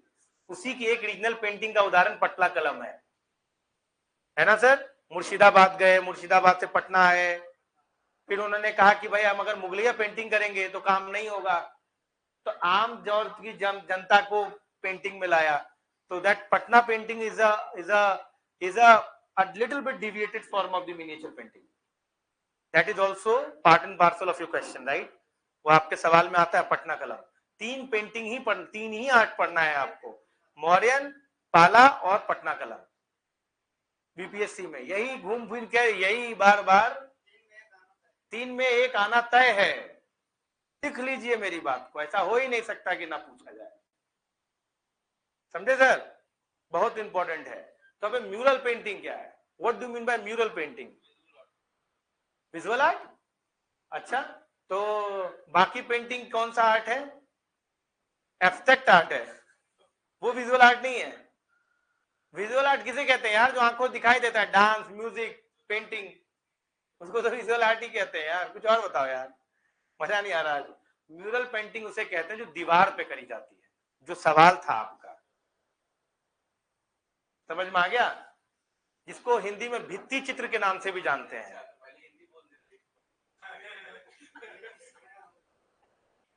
भित्ति चित्र जान जाते, म्यूरल पेंटिंग नहीं जान रहे हो? मधुबनी में भी दो तरह की पेंटिंग है, एक है भित्ति चित्र और एक होता है अरिपन। अरिपन क्या होता है? कागज में म्यूरल ना, बिल्कुल भी नहीं, ये सही बोल रहा है, आंगन पे बनाया जाता है। वो भी आपको, ये क्या नाम है, पिठार से बनाया जाता है। जो चावल होता है उसको पानी मिलाकर उसको वाइट करके और हाथ से बनाया जाता है। किसी ऑस्पिशियस सेरेमनी कोई होता है तो अरिपन करा जाता है। और भित्ति चित्र ज्यादातर गोसाई घर या कोहबर में होता है। बिहार के आप हैं सर। मधुबनी पेंटिंग देखेंगे नहीं? अब वो पेंटिंग नॉर्मली, लेकिन भित्ति चित्र और अरिपन दो तरह की पेंटिंग माना जाता है, समझे? ठीक, तो ये म्यूरल पेंटिंग को क्या हिंदी में बोलते हैं? इसको बोलते हैं भित्ति चित्र। अच्छा, मतलब हिंदी बोले होते तो पता चल गया था। ठीक है, अगली बार से हम केवल हिंदी लिखेंगे, हिंदी लिख देंगे फिर इंग्लिश लिखेंगे। अच्छा, ठीक ठीक ठीक ठीक। अच्छा, दीवार पे दिखाई देता है, ठीक है। इस टाइप का म्यूरल पेंटिंग का क्लासिकल एग्जांपल आपको कहां मिलेगा? अजंता पेंटिंग, ठीक है ना? अच्छा, जब मैं अजंता पेंटिंग बता रहा था तो मैंने 3-4 पेंटिंग के नाम लिए थे, लिया था गुप्ता पीरियड में। सर आप मौर्य के बाद आए हो ना, you must be knowing those paintings. Sir Ajanta की भी 4-5 पेंटिंग नाम बताया था मैंने। अच्छा, बहुत बढ़िया बात है, तुमने पद्म पानी बताया, वेरी गुड। और चलो, एक पेंटिंग ये हो गया। सर आप बताइए, आपके उसमें है ये, आपका क्या नाम है, घटना चक्र। मेरे को याद है आप घटना चक्र पढ़ के आए थे सर।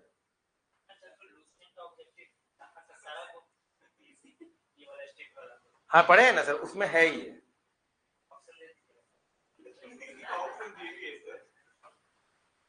याद है आपको सर, बताया था मैंने, पेंटिंग 3-4 पेंटिंग बहुत इंपॉर्टेंट है, आपको पता होना चाहिए।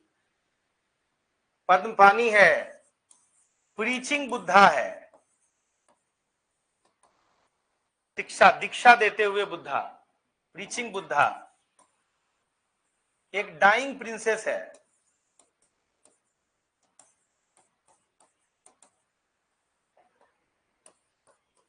एक फ्लाइंग अप्सरा है। याद आया? कुछ आया बताए हैं, याद आया सर? सर आखिरी टाइम इतिहास कब पढ़े थे? तभी इतना याद है आपको।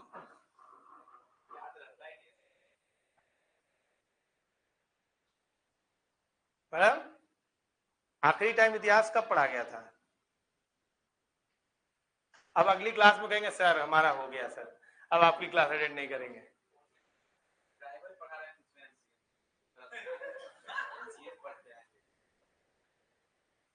मैडम में जो चीज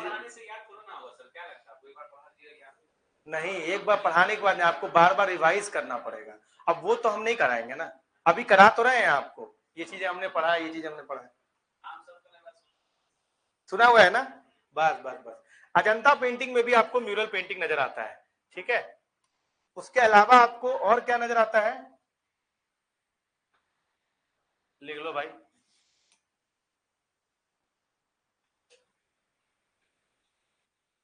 हाँ, हिंदी बताते हैं, दीक्षा देते हुए बुद्धा।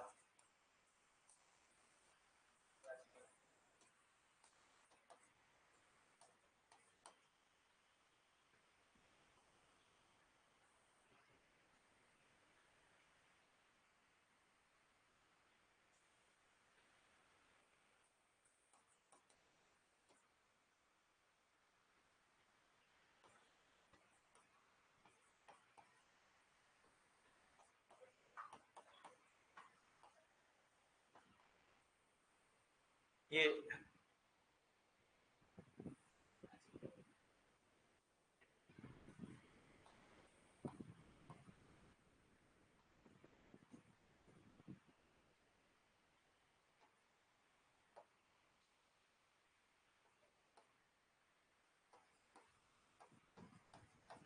ठीक,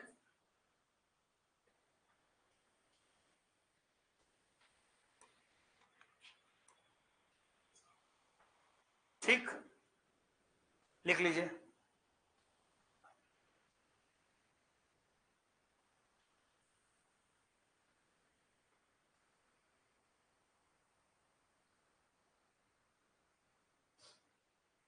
और अच्छा, नालंदा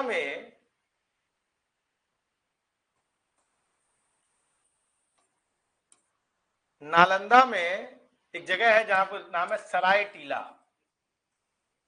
सराय टीला, यहां पर कई पेंटिंग्स पाई गई है जिसमें फ्लावर्स, फूल, लीव्स, पत्ते, समझ में आ रहा है? इसके अलावा ह्यूमन, इसके अलावा एनिमल्स, ये भी देखने को मिले हैं। समझ में आ रहा है कि नहीं है? ये सब मानव, पशु, ये सब देखने को मिले हैं। समझ में आ गया? नहीं नहीं, ये मेंस के टॉपिक, ठीक है। अब पूछ दे तो क्या जानते हैं भाई, किसने बनाया ये अनंत, ये सब तो पूछते ही हैं वो लोग। ठीक है, ये चीज समझ में आ गया। Now we are done with the Pala arts. एक बहुत बड़ा टॉपिक खत्म हुआ। Now you can write your answer. अच्छा, 38 मार्क्स में लिख पाओगे इसको? 200-250 वर्ड में लिख दोगे? 300-350 वर्ड में लिख दोगे मेरे ख्याल से। आप एक से इसको एक्सप्लेन ही करना है बस। तो आपका 38 नंबर और कायदे से 8, यानी कि 8 नंबर में 70, 80, 90 सब। नहीं तो चैलेंज है ना, बहुत बड़ा चैलेंज है। केवल नाम लिखो, आगे बढ़ो। अभी देखो, मौर्यन आर्ट याद है तुम्हें? मैंने बताया था कोट आर्ट, ये आर्ट, उसको 38 में भी बोला गया, उसको 8 नंबर में बोला गया। आप सोचो कैसे लिखा होगा। 38 नंबर में भी तुम्हें लिखना पड़ेगा। 38 नंबर के लिए तो ठीक है, वो तो बहुत लिख दोगे तुम। 8 नंबर में बोलेगा तो कैसे लिखोगे उस चीज को? हाँ, वही करना ही होता है। डायग्राम पारो, नाम लिखो, आगे बढ़ो। समझे? आगे बढ़ो। ठीक है, तो पहला हमारा कंप्लीट, ढंग से, डिटेल से। ठीक है,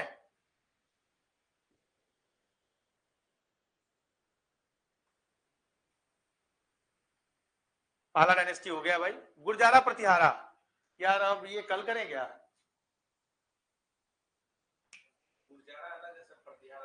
नहीं नहीं, उसी को गुरजारा प्रतिहारा बोलते हैं। मंडे और ट्यूसडे मेरी क्लास है। मेरी क्लास है मतलब मेरी क्लास है, बात समझे कि नहीं? कोई और नहीं आएगा। और हाँ, नहीं वो बिहार स्पेशल लेंगे, वो मेरे बाद लेंगे। आप लोग बोले थे ना 2 क्लास के लिए, तो वो इजी होगा आप लोगों के लिए। बिहार स्पेशल 2 दिन लेंगे वो, अब ऐसा नहीं है कि हर रोज ले रहे हैं वो, तो उसको हम लोग कर लेंगे और will be doing these things. और गुरजारा प्रतिहारा होने के बाद, पहले मेरा कोर्स फ्यूचर समझ लो कैसे क्या करना है। गुरजारा प्रतिहारा होने के बाद हम ट्राइपार्टाइट स्ट्रगल, 5 मिनट का टॉपिक है, बहुत ज्यादा अपन डिटेल में नहीं जाएंगे। फिर गुरजारा प्रतिहारा को डिसइंटीग्रेट करके राजपूत ले आएंगे, राजपूत लाने के बाद बंद कर देंगे इसको। फिर हम लोग आएंगे गजनाविद में, आए, लूटे 17 बार और चले गए। गुरिद का एक्सपेंशन का पॉलिसी था। ये जानेंगे कि गजनाविद लूटे क्यों, वहीं पर गुरिद भी तुर्की थे, वो लूटे नहीं, ऑक्यूपाई किए। तराइन गजनाविद नहीं लड़ा है, मोहम्मद घोरी ने लड़ा है, महमूद गजनी ने केवल लूटा है। अब दोनों की तुर्की में ये अंतर कैसे आया? एक लूट रहा है, एक क्या कर रहा है, टेरिटरी एक्वायर कर रहा है। वो अपन डिस्कस करेंगे। अपन डिस्कस करेंगे, वही 3 रास्ता गुरियों के पास भी है। नहीं, वो बात करेंगे उसके बारे में। इनविटेशन तो सेकंड में हुआ, पहले में क्यों हुआ? सेकंड में वाले में जयचंद ने कहा था ना कि आ जाओ, पहले में तो नहीं जयचंद ने कहा था, पहले तो बुरी तरीके से हार गए थे। फिर विल डिस्कस कि पृथ्वीराज चौहान के हारने का क्या कारण था।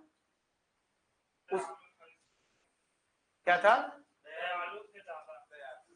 नहीं,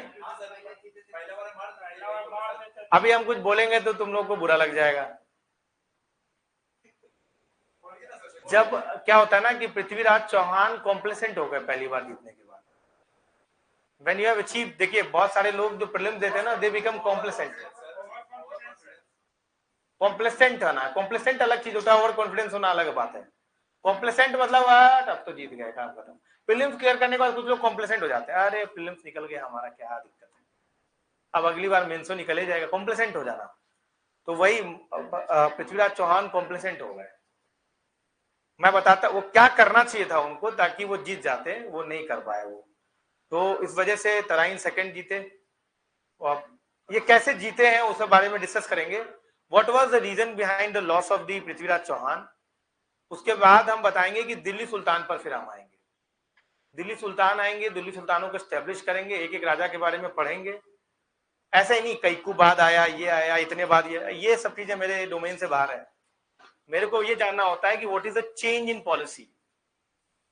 मेरे लिए इल्तुतमिश के ईयर से ज्यादा इंपॉर्टेंट है इल्तुतमिश की पॉलिसी, और वो पॉलिसी क्यों आई। अगर इल्तुतमिश ने चहलगमी लाया भारत में, वो मेरे लिए इंपॉर्टेंट है कि चहलगमी इंडिया में क्यों आया। आप मेरी टीचिंग से जानते होंगे, मैं आपको ईयर बिल्कुल भी नहीं बताऊंगा कि ये सही है ईयर, मेरे लिए वो इंपॉर्टेंट भी नहीं है। ये लूसेंट का ज्ञान आप अपने पास रखें। मेरे लिए ये इंपॉर्टेंट है कि चहलगमी क्यों आया, जित्तल और टंका क्यों लाया गया। मेरे लिए ये इंपॉर्टेंट है कि इक्तादारी क्यों लाया गया, इक्तादारी और फ्यूडलिज्म में क्या डिफरेंस है। Are you getting my point. इसलिए मैं बोलता हूं कि मेरी टीचिंग जो है more of a UPSC oriented आपको ज्यादा दिखाई देगा। आपको वो वन डे एग्जाम में बहुत हेल्प नहीं करेगा, थोड़ा बहुत कर सकता है, पर वन डे एग्जाम के पर्सपेक्टिव से वो ईयर वेयर बहुत इंपॉर्टेंट हो जाता है। मेरे लिए change in policy is important. Iltutmish की पॉलिसी में क्या चेंज बलबन लाते हैं, बलबन की पॉलिसी में क्या चेंज अलाउद्दीन खिलजी लाते हैं, अलाउद्दीन खिलजी की से क्या चेंज आपको मोहम्मद बिन तुगलक लाएंगे, मोहम्मद बिन तुगलक के बाद फिरोज शाह तुगलक क्या चेंज लाएंगे, फिरोज शाह तुगलक से सिकंदर लोधी क्या चेंज लाएंगे, इब्राहिम लोधी क्या चेंज लाएंगे, बाबर क्या बदलाव लाएगा। मेरे लिए ये इंपॉर्टेंट होता है। मेरे लिए ये इंपॉर्टेंट बिल्कुल भी नहीं है कि खुसरो खान आएंगे उसके बाद कैकू बाद आएंगे। मैं पढ़ा सकता हूँ, इतना तो ज्ञान है मेरे पास, लेकिन मुझे पता है कि वो ज्ञान ना आपके दिमाग में आएगा और ना वो आपके लिए इंपॉर्टेंट है। आपके लिए इंपॉर्टेंट है चेंज इन पॉलिसी, और जो आपकी किताबों में नहीं पाया जाता, उतना डिस्टिंक्टली नहीं लिखा हुआ है, वो चीज मैं आपको अगर बता दूंगा तब तो आप ईयर्स को तो ऐसे ही याद करोगे, अबे इसका तो पता ही है, ये चीज ऐसे ऐसे है। Are you getting my point क्या है, कैसे कैसे चेंज आ रहा है, कैसे कैसे एम्पायर सेंट्रलाइज होगा, कैसे डिसेंट्रलाइजेशन होगा। जैसे मैं बताऊंगा कि इल्तुतमिश से लेकर मोहम्मद बिन तुगलक तक से एडमिनिस्ट्रेशन सेंट्रलाइजेशन की तरफ जाता है। फिर मैं बोलूंगा कि उसके बाद सिकंदर लोधी तक डिसेंट्रलाइजेशन की तरफ जाता है, इब्राहिम लोधी तक। उसके बाद बाबर सेंट्रलाइजेशन लाएगा अकबर औरंगजेब तक, फिर उसके बाद डिसेंट्रलाइजेशन की पॉलिसी आएगी। तो वो मेरे लिए ज्यादा इंपॉर्टेंट है। राजाओं में जो पॉलिसी का बदलाव है, जो ब्रॉड स्पेक्ट्रम बनता है, वो मेरे लिए इंपॉर्टेंट है, जो मैं आपको बताऊंगा। Thank you.